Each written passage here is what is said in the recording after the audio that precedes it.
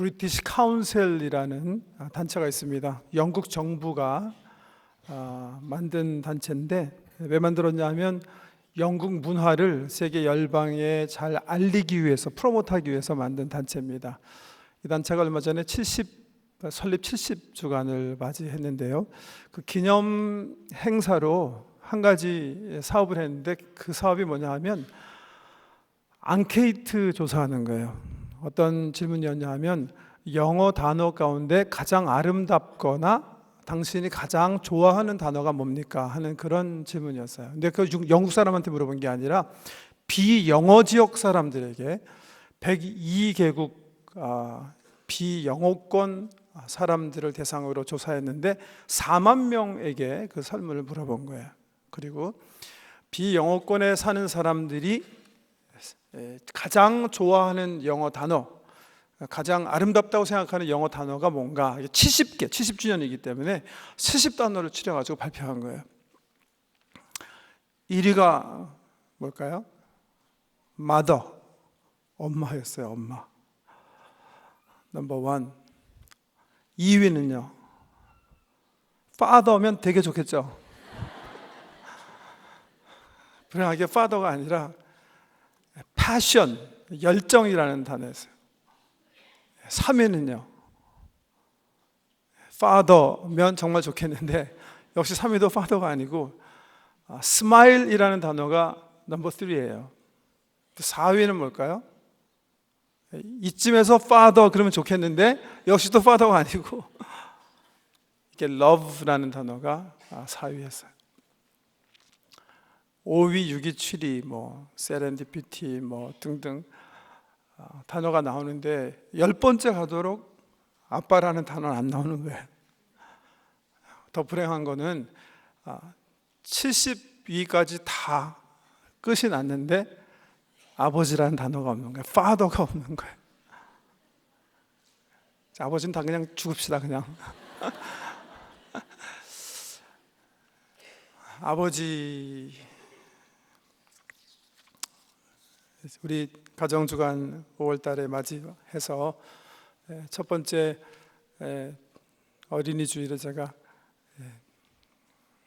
자녀를 제자 삼는 부모, 우리 부모들이 하나님께서 이제 가정의 영적 제사장으로 세우셨다는 사실을 상기시켜드리면서 쉐마 신명기 6장 말씀으로 다른 어떤 것보다도 우리 부모님들이 자녀를 하나님 제1주의로 정말 온 마음과 힘과 정성 다해서 하나님 사랑하는 사람으로 만드는 게 우리 일대 사명이다 말씀드렸고, 두 번째 주일은 어버이 주일이기 때문에 자녀 순종에 대한 말씀을 드렸어요. 그 주간 수요일 날 어떤 분이 저에게 목사님 아버지에 대해서 말씀해 주십시오. 성경에서 얘기하는 참 아버지 상이 무엇인지 알기 원합니다. 그렇게 말씀해 주신 분이 계세요. 요즘 세상에서도 그런 말 많이 하지 않습니까? 전통적으로 가지고 있던 아버지 상이 지금 깨져서 아버지 정체성에 그 혼란이 있다. 참 아버지가 어떤 것인가 생각해야 된다. 그런 말씀을 많이 하는데 그런 맥락에서 그분이 저에게 그렇게 얘기해 주셨어요. 성경에서 얘기하는 이상적인 아버지 상이 뭡니까? 그걸 알기 원합니다. 그렇게 얘기해 주시면 제가 그거 좀 하며 살기 원합니다. 그런 귀한 말씀 해주셔서 다음 주일이 아버지 주일이에요. 우리 보통 안 하고 넘어가는데 참 아버지에 대해서 한번 생각해 봐야 되겠다 생각하고 말씀을 준비했습니다. 제가 말씀 준비하면서 첫째, 성경에서 가장 이상적인 아버지가 누굴까? 우리 믿음의 조상들 가운데, 우리 신앙의 선배들 가운데 가장 우수한 아버지가 누굴까? 그분 중심으로 좀 소개해야 되겠다 생각하고 아담서부터 이렇게 쭉 살펴본 거예요. 묵상하면서 아담, 아니잖아요. 이 아내 실수했을 때 정말 말씀으로 아내를 거룩하게 씻고 다시 가정을 세우고 했었으면 좋았을 텐데 그러지 못했죠. 첫째 아들, 둘째 아들 하나님께 올바른 예배자를 키우지 못했죠. 초장판부터 이제 깨지기 시작해갖고 그 다음에 누구 나오죠? 우리 신앙의 선배 가운데 노아. 이것도 또 술 먹고 주장하다 그냥 추태 부려가지고서는 함 또 저주해가지고 함에게 그 저주가 임하게 하는 이 가정의 어떤 비극 어떤 또 이야기죠. 아브라함, 이삭, 야곱, 믿음의 조상들에게 생각해 보니까 뚜렷하게 누굴까? 모세, 또 사사시대는 말할 것도 없고요. 사무엘상하 읽어보면 거기 주인공들이요. 제일 처음에 나온 엘리, 홈리와 비느하스, 사무엘 선지자, 그 아들들이 올바로 서지 못했기 때문에 이스라엘 백성들이 이제 선지자 시대 사사시대 하지 않겠습니다. 그렇게 된 거고. 사울, 다윗. 글쎄 사울이 좀 좋은 이그잼플이 될까요? 다윗이요. 많이 망가진 그런 가정을 이루게 되지 않습니까? 등등 성경을 쭉 이렇게 살펴보니까 뚜렷하게 모델 아버지다, 참 아버지다, 그런 사람이 없는 거예요. 근데 여기서 일단 두 가지 결론. 첫째, 아버지 하기 되게 힘들다. 그러니까 우리 아버지들 먼저 위로받으십시오. 제가요 이번 주일에 이렇게 금요일날 우리 박 집사님에게 주보 제목 넘기고 나서 집에 가면서 이 잘못된 제목이다. 아버지 날인데 좋은 아버지입니까? 이게 뭔가 아버님도 위로해야 되는 날인데 설교 제목부터가 좀 잘못됐구나 그렇게 생각을 했는데, 첫째, 우리 아버지들은 많이 위로받으십시오. 그러니까 다 우리만 잘못하는 거 아니라 우리 신앙의 선배들도 다 개긴 거예요. 아버지 노릇 다 못하고 비실비실 거린 거니까 첫째 위로받으시고, 두 번째, 아내와 자녀들은 내 남편만 그렇구나, 내 아내만 그렇구나, 그런 생각에서 해방되시길 주의 이름으로 축복합니다. 다 그저 그런 거예요. 다 개기고 있는 거예요. 그러니까 성경이 우리 신앙의 대선배들이 다 그렇게 살았는데 자꾸만 바가지 긁지 마시고 다 그렇구나, 우리 아버지가 다 그렇구나 그렇게 생각하시고 마음 푸근하게 특별히 이번 아버지 주말 맞이해서 많은 위로해 주시기를 부탁을 드립니다. 근데 성경에 보니까 말이죠, 딱 한 분 정말 모델 아버지가 계세요. 모델 아버지. 참 다행스러운 게 이게 사람이 아니에요. 우리 하나님 아버지가 정말 모델 아버지시구나. 제가 성경 쭉 정말 창세기부터 계시록까지 누굴까 생각하다가 보니까 우리 성부 하나님만이 정말 유일하신 아버지의 모델이시구나, 그렇게 결론 내렸어요. 아들 예수를 보면 알아요. 우리 아버지 하나님이 이 아들 예수에게 한 말은 별로 없는데 우리 예수님께서 아버지에 대해서 고백하시는 그 내용 보니까 이건 정말 퍼펙트 파더예요. 퍼펙트 파더. 오늘 우리 목사님 읽어주신 본문 요한복음 5장에 보면 아들이 그렇게 고백하잖아요.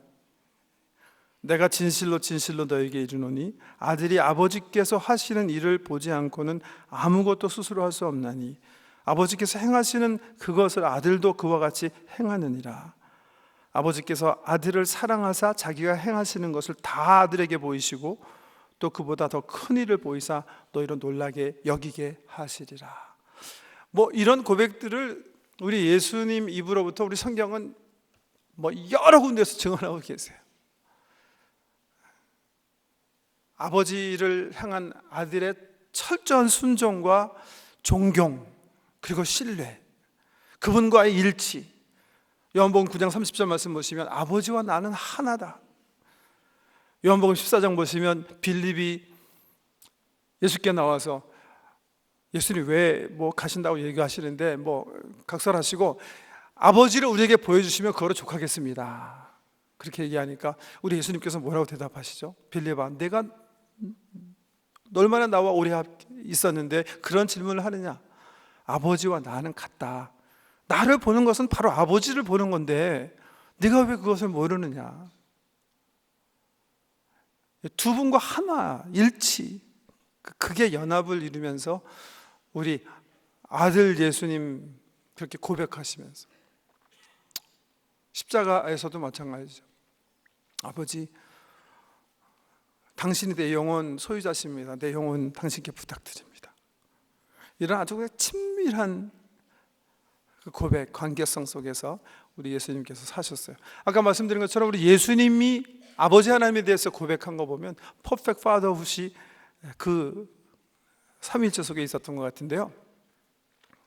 그런데 성경 말씀에 보면 아버지 하나님께서 아들에게 고백하신 게 하나 있어요. 아주 레어해요, 성경에는요.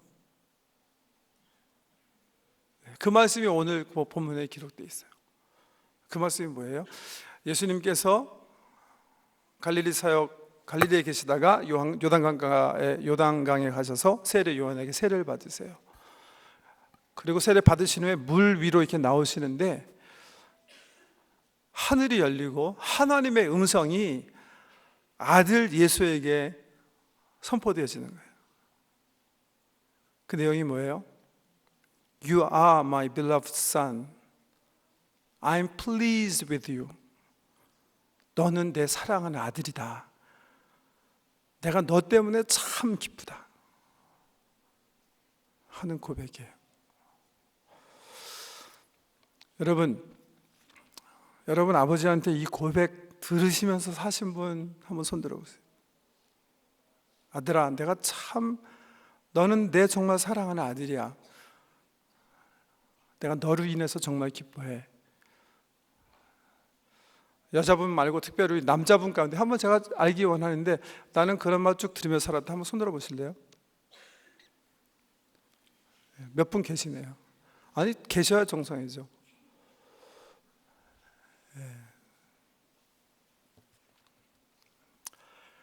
오늘 말씀드리려고 하는 그 본문의 메시지, 제 설교의 그 요지는 바로 그거예요. 그렇게 고백하면서 사세요. 그게 우리 하나님 아버지가 아들 예수에게 하신 가장 핵심적인 성경에 보여주시는 부분이니까 그걸 모델로 삼으셔가지고 아들들에게 아버지가 I love you. 너는 정말 내 사랑하는 아이다. 내가 너 때문에 정말 기쁘다. 이렇게 고백하고 사시면 돼요. 그래서 이제 지금부터는 설교 안 들으셔도 돼요. 그거 내가 해야 되겠다. That's fine. 집에 가셔서 그렇게 사시면 됩니다.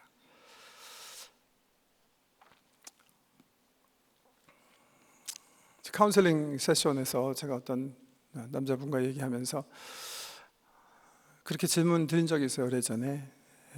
성도님, 아버지에게서 받은 사랑을 한번 생각해 보시고 어떤 사랑의 기억인지 한번 얘기해 주세요. 혹시 아버지가 나 정말 더 사랑해 그렇게 말씀하신 적이 있나요? 그렇게 제가 물었더니 그분이 가만히 계시더니 목사님, 아버지가 그렇게 저에게 나는 정말 널 사랑하고 너는 내 사랑하는 아들이다. 내가 너로 인해서 정말 기쁘다. 이렇게 얘기하셨으면 제가 제 팔을 아버지한테 끊어서 드렸을 것입니다. 그렇게 대답하시더라고요. 그런 아버지가 돼주시면 돼요. 그게 아버지 하나님께서 보여주신 아버지의 모습이세요. 근데 잘 그렇게 못하고 살거든요. 그러면 참 좋겠는데 그러지 못해요. 그래서 지금부터는 왜 우리가 못하면서 살 수 있는지를 제가 조금 이렇게 설명드리려고 그래요.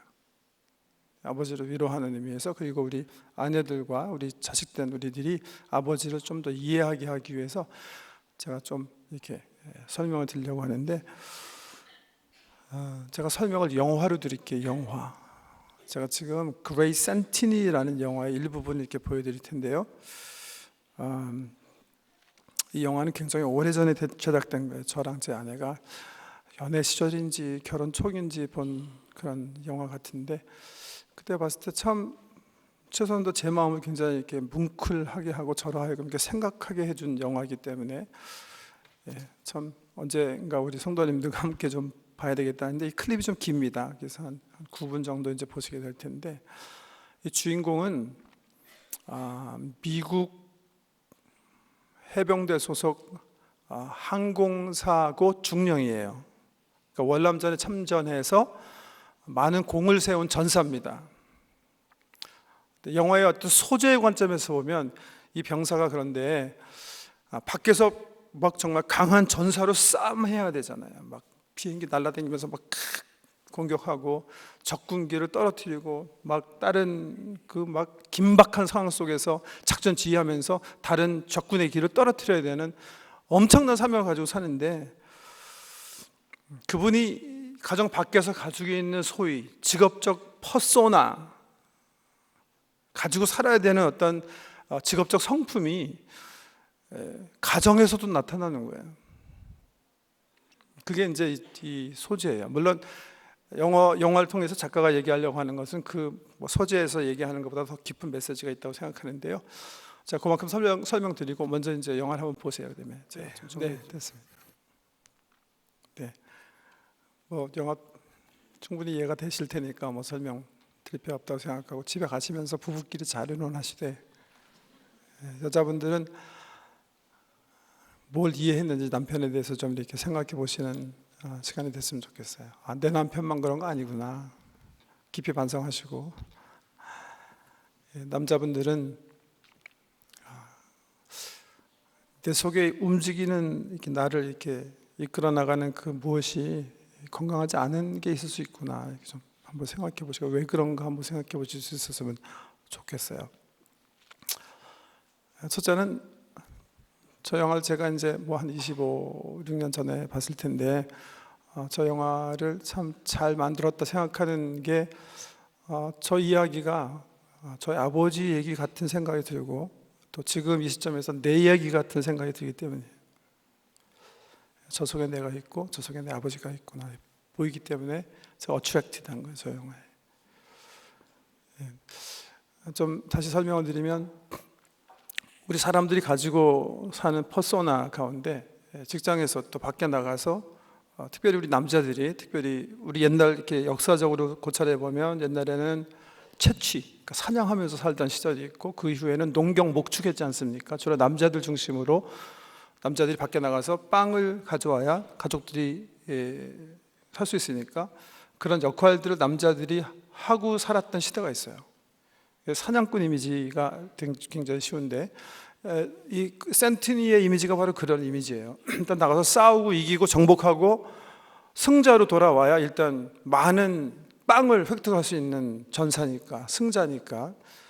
그런 어떤 사회 구조 속에서 계속, 그런 문화 구조 속에서 계속 살다 보니까 그 퍼소나가 너무 강해진 거예요.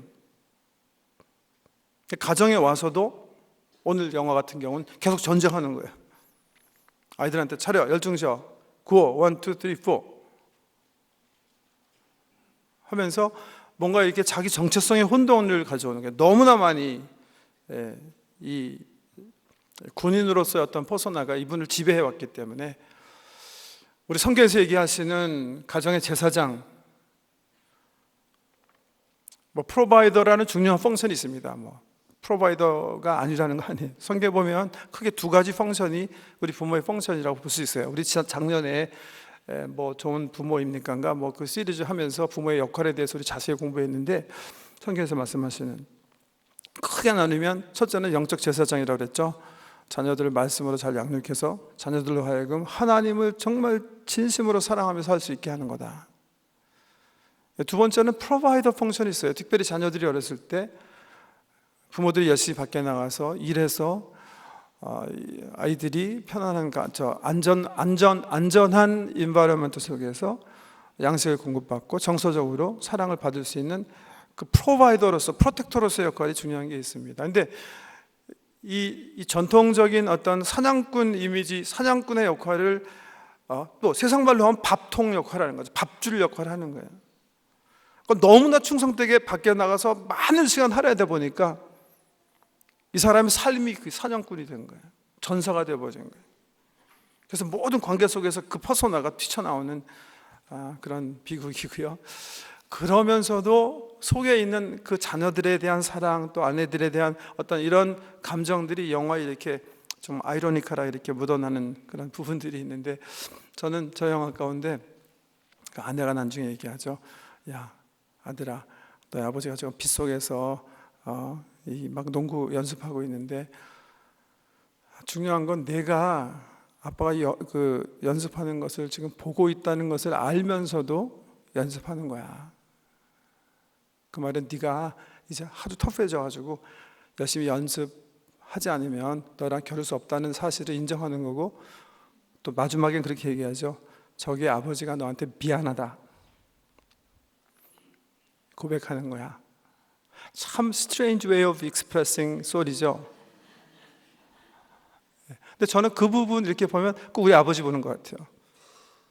우리 아버지가 이렇게 엄마를 이렇게 신경을 자극하고, 우리 어머니 참 페이션한 분인데 신경을 이렇게 자극해갖고 우리 아버님이 화가 딱 나셨다고 아버지가 느낄 때가 있거든요. 그럼 아버님이 딱 멈추시고 하시지 않는 일 가운데 하는 게 이를테면 방 치우기 이런 거예요. 괜히 엄마한테 다가가고 이거 쓰레기통 오늘 버려야 되나? 뭐 그리고 제가 그거 보면서 참 쏘리라고 얘기하는 방법이 참 고상하시다 이렇게 생각했는데, 영화에서 픽업되는 그런 부분들이거든요. 근데 왜 그럴까 한번 생각해 봐야 돼요. 우리 남성들이 왜 우리는 쏘리, I'm sorry, 우리 아이들에게, 우리 아들에게 난 너 때문에 정말 기뻐, 내가 정말 너 사랑해, 왜 이 말을 자유롭게 하지 못하고 살까? 우리를 이렇게 막 장악하고 있는 퍼소나가 뭔가 좀 이렇게 생각해 볼 수 있는 계기가 됐으면 좋겠습니다. 영화 이게 그만해야 되겠어요. 마음이 심란해져 가지고 성경 말씀 읽고 끝내야 되겠습니다. 자, 성경 말씀 에베소서 5장 22절 말씀 보세요. 에베소서 5장 22절.